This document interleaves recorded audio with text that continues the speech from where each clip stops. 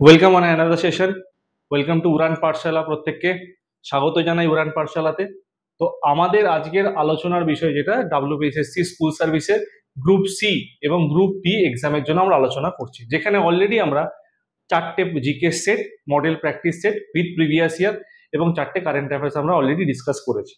তো আজকের আমাদের 5 নম্বর জিকে সেট নিয়ে আলোচনা করব উইথ এক্সপ্লানেশন। তো আজকে যেমন তোমরা প্রত্যেকে জানো যে জিকে সেকশনে 15টা কোশ্চেন থাকে, যে পার্ট 1 সেকশনে, সেটা আমরা শুরু করছি। That is first question. আজকে মডেল কোশ্চেনে দেখতে পাচ্ছি যে কার রাজত্বকালে ইবন বতুতা ভারতে এসেছিল।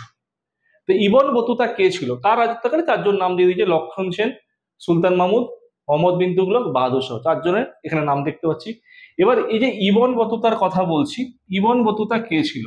একজন মরক্কোর পর্যটক, মরক্কান ট্রাভেলার। আমরা যদি বলি মরক্কান ট্রাভেলার, দ্যাট ইজ মরক্কোর অধিবাসী ছিল।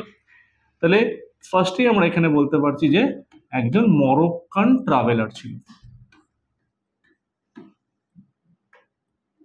এবার তিনি কোন সময়টা এক্স্যাক্টলি ভারতে ছিল? আমরা যদি বলি 1333 থেকে 47-এর টাইম পিরিয়ড অব্দি। 1333 থেকে 47, মানে 1333-এ ভারতে এসেছিল। যখন ইনি ভারতে এসেছিলেন তখন তাকে রিসিভ করেছিল কে? তখন তাকে রিসিভ করেছিল, স্বাগত জানিয়েছিল, ওয়েলকাম করেছিল, দ্যাট ইজ মোহাম্মদ বিন তুগলক। অনেকে একে পাগলা রাজাও বলে, দ্যাট ইজ মোহাম্মদ বিন তুগলক। এই মোহাম্মদ বিন তুগলক তাকে যখন রিসিভ করেছিল তার নলেজের ওপর বেস করে এবং তার নলেজের যে ভাস্ট এরিয়া সেইটা দেখে তিনি তাকে দিল্লির কাজী, অর্থাৎ দিল্লির কাজী বলতে এখানে দিল্লির জাজ হিসেবে তাকে রিক্রুট করেছিল। কাকে? ইবন বতুতাকে। তাহলে আমাদের অ্যান্সার কি হয়ে গেল? ফার্স্ট কোশ্চেন অ্যান্সার হচ্ছে মোহাম্মদ বিন তুগলক। চলো নেক্সট কোশ্চেন। পরবর্তী কোশ্চেন, ওয়াশিং সোডা রাসায়নিক নাম। খুব কমন কোশ্চেন, পরীক্ষায় বারবার আসতে দেখা যায়। এখানে অপশন সোজা রেখেছি, কিন্তু অপশন সাধারণত গন্ডগোল কোথায় হয়? সোডিয়াম কার্বনেট আর সোডিয়াম বাইকার্বনেট, এই দুটোর মধ্যে কিন্তু গন্ডগোল হয়। ঠিক আছে, তাহলে ওয়াশিং সোডিয়াম রাসায়নিক নাম হচ্ছে that is sodium carbonate. Sodium কার্বনেটের আমরা যদি কেমিক্যাল নেম বলি Na2CO3, that is sodium carbonate. ঠিক আছে, এটা যদি হাইড্রাইড ফরম্যাটে হয় 10H2 অ্যাড হয়ে যাবে, Na2CO3। এই সোডিয়াম কার্বনেট যেটা আমরা বলছি এর পিএইচ ভ্যালু ডেফিনেটলি ক্ষার, অ্যালকালাইন। তাহলে এর পিএইচ ভ্যালু কত? পিএইচ ভ্যালু হচ্ছে 11।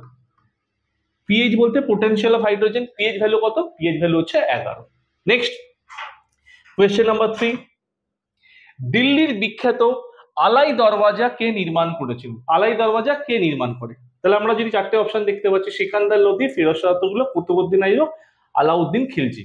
দেখো, আমরা ফার্স্টে অ্যান্সারটা বলার আগে ছোট একটা জিনিস জেনে নিই। এই আলাই দরওয়াজা নির্মাণ যিনি করেছিল, এই আলাই দরওয়াজাটা দিয়ে কোথায় যাওয়া যেত? একটা মসজিদ ছিল, তার নাম হচ্ছে কুতুব উল ইসলাম, দ্যাট ইজ কুতুব উল ইসলাম। এখানে প্রবেশের একটা দ্বার ছিল, কুতুবুল ইসলাম প্রবেশের একটা দ্বার ছিল। ঠিক আছে, এইটা হচ্ছে কুতুব মিনার কমপ্লেক্সের মধ্যে একটা জায়গা, যে কুতুবুল ইসলাম মসজিদ, ওইখানে ঢোকার একটা এন্ট্রি পয়েন্ট। কোন দিকে? দক্ষিণ দিকে। তাহলে এটা কোন পার্টে ছিল? এটা দ্যাট ইজ দক্ষিণ পার্টে, সাদার্ন পার্টে ছিল। এবার এটা নির্মাণ করেছিল কে? এটা নির্মাণ করেছিল হচ্ছে আলাউদ্দিন খলজি। কত সালে? আমরা যদি বলি 1311। 1311 সালে আলাউদ্দিন খিলজি নির্মাণ করে। আলাউদ্দিন খিলজি চারদিকে এরকম 4টে তৈরি করতে চেয়েছিল, কিন্তু 1316 সালে আলাউদ্দিন খিলজি কি হয়ে মারা যায়। 1316 সালে 1316, 1316 সালে যেহেতু আলাউদ্দিন খিলজি মারা যায়, তাহলে তার এই চারদিকে 4টে করা স্বপ্ন পূরণ হয়নি। তাহলে আমরা অ্যান্সার পেয়ে গেলাম, that is Alauddin Khilji. Next question number 4, Dalhousie শৈল শহর, Dalhousie hill station is located where? Dalhousie শৈল শহর কোথায় অবস্থিত? এই যে ডালাউসির কথা বলছি, ডালাউসি আমরা বলতে লর্ড ডালাউসি, লর্ড ডালাউসি। ডালাউসি শৈল শহর কোথায় অবস্থিত? এই ডালাউসি হচ্ছে আমাদের ডেফিনেটলি হিমাচল প্রদেশে, হিমাচল প্রদেশে লোকেটেড। হিমাচল প্রদেশের কোন ডিস্ট্রিক্ট যদি বলি? চাম্বা। হিমাচল প্রদেশের কোন ডিস্ট্রিক্ট? চাম্বা ডিস্ট্রিক্টে লোকেটেড। হিমাচল প্রদেশের কোন ডিস্ট্রিক্ট? দ্যাট ইজ চাম্বা জেলায় কিন্তু অবস্থিত, that is Dalhousie hill station. Okay, next পরবর্তী কোশ্চেন আমরা যাব, কোশ্চেন নাম্বার 5, ইন্ডিয়ান ওপিনিয়ন নামক সংবাদপত্র কে চালু করেন? ইন্ডিয়ান ওপিনিয়ন সংবাদপত্র কে চালু করেন? ঠিক আছে, দেখো এক্ষেত্রে যদি আমরা বলি ইন্ডিয়ান ওপিনিয়ন সংবাদপত্র, এখানে চারটে আমাদের অপশন দেওয়া আছে: উমেশচন্দ্র বন্দ্যোপাধ্যায়, লালা লাজপত রায়, মহাত্মা গান্ধী, সর্দার বল্লভভাই প্যাটেল। ইন্ডিয়ান ওপিনিয়ন চালু করেছিল হচ্ছে লালা লাজপত রায়, ঠিক আছে? কত সালে? 1921। কোথায়? লাহোর। লাহোরে 1921 সালে চালু করেছিল। আর এটাকে সংবাদপত্র চালু করে কে? চালু করে হচ্ছে লালা লাজপত রায়।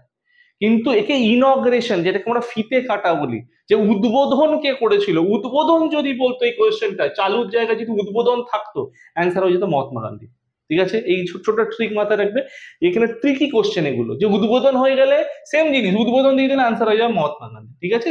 এটা 1921 সালে লাহোরে হয়েছিল। আফটার ইন্ডিপেন্ডেন্স এটা দিল্লিতে শিফট করে যায়। দিল্লিতে একটা জায়গা আছে না, লালা লাজপত রায় ভবন, যেটাকে আমরা লাজপত নগর বলে থাকি, ওই সেম জায়গা। ওকে, নেক্সট কোয়েশ্চেন নাম্বার 6। সততা হলো জ্ঞানী হওয়ার বইয়ের প্রথম অধ্যায়। ঠিক আছে? মানে জ্ঞানী হতে গেলে তার বেসিক যে qualities needed, that is honesty বা সততা।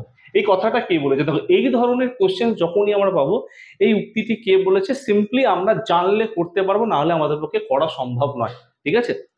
এবার এটা মোটামুটি পপুলার কোটেশন। এবার পরীক্ষা যদি পপুলার কোটেশন দেয়, আমরা বিভিন্ন প্র্যাকটিস সেটে এরকম কোটেশন রাখবো, এবং পরীক্ষায় যদি এরকম একটা কোটেশন রিলেটেড একটা কোশ্চেন থাকার সম্ভাবনা আছে।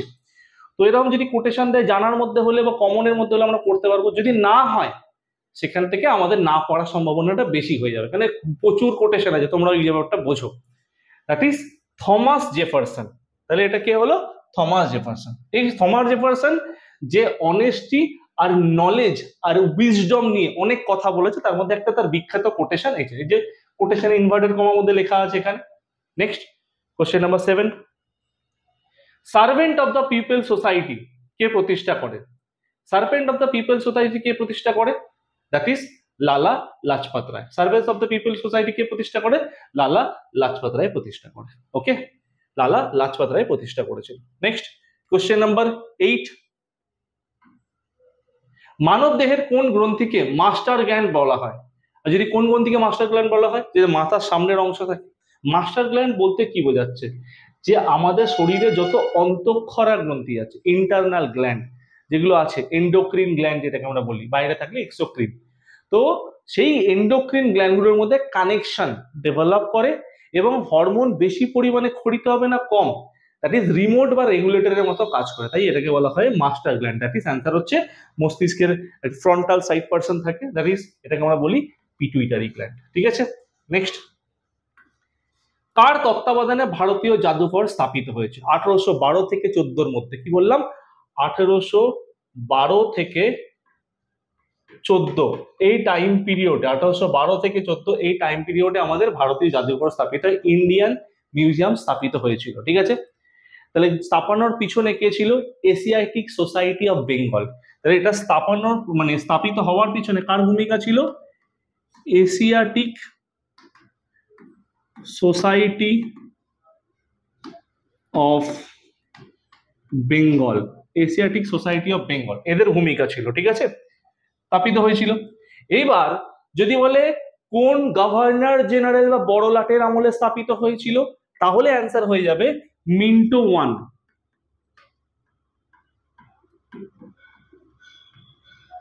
Minto one. কিন্তু তার তত্ত্বাবধানে, মানে আন্ডার দ্য সুপারভিশন অফ, কার অধীনে, মানে কে পুরো প্রজেক্টটাকে দেখভাল করছিল, সে নাম দুজন ছিল। তার মধ্যে মেইন যিনি ছিল ডক্টর ন্যাথানিয়েল ওয়ালিচ, ইনি হচ্ছে অ্যান্সার। ওকে, 9 এর B answer. Next question number 10। উচ্চতা জনিত ভয়কে কি বলে? আমরা সাধারণত ফোবিয়া রিলেটেড, উচ্চতা জনিত ভয়, জল থেকে ভয়, বা কোনো রকম রানিং অবজেক্ট থেকে ভয়, পতঙ্গ থেকে ভয়, এই ধরনের বিভিন্ন ধরনের ফিয়ার আমরা দেখতে পাই, যেগুলো ফোবিয়া বলা হয়।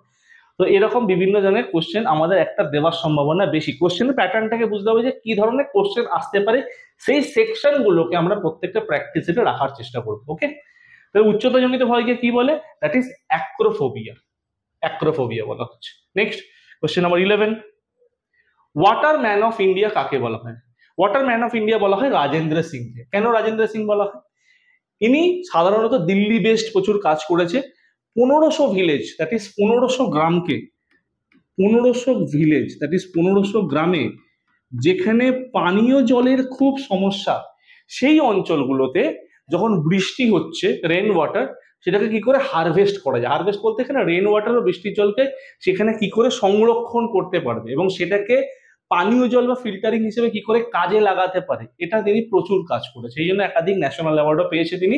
তাই তাকেই বলা হচ্ছে water man of India, Rajendra Singh. Next, ইউক্রেনের চেরনোবিলের পরিবেশ দুর্ঘটনা কত সালে হয়েছিল? চেরনোবিল বলতে তখন রাশিয়ার আন্ডারে ছিল, ঠিক আছে, United states of Soviet Russia. এখন তো ইউক্রেন আলাদা দেশ হয়ে গেছে আমরা জানি। যে চেরনোবিলে যে অ্যাটমিক পাওয়ার প্ল্যান্ট ছিল, এই অ্যাটমিক পাওয়ার প্ল্যান্টে কি কি সমস্যা দেখা গেছিল? 4খানা রিয়াক্টর ছিল এখানে, 4টে রিয়াক্টরের মধ্যে কোন রকম ডিসরাপশনের ফলে কি হয়েছিল, এখানে ম্যাসিভ একটা মানে গ্যাস যেরকম ছড়িয়ে পড়ে বা রিয়াকশন যেরকম ছড়িয়ে পড়ে, নিউক্লিয়ার রিয়াক্টর তো রেডিয়েশন যেরকম ছড়িয়ে পড়ে, সেই রকম সিচুয়েশন হয়েছিল।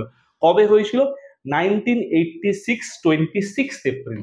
এর ঠিক 2 বছর আগেই 1984 সালে হয়েছিল ভোপালের MIC, methyl isocyanate gas, same জিনিস কিন্তু, হ্যাঁ।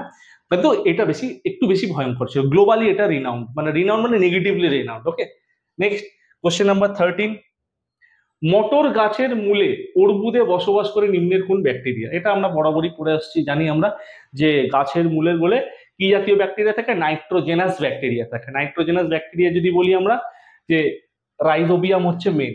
এই মূলে এই যদি ব্যাকটেরিয়া থাকে তাহলে কি হচ্ছে, গাছের মধ্যে নাইট্রোজেনের পরিমাণ বাড়াতে হেল্প করছে। কেন? আমরা বায়ুমণ্ডলে জানি যে অ্যাটমসফিয়ারের কথা যদি বলি, বায়ুমণ্ডলে নাইট্রোজেনের পরিমাণ কত? 78.084%।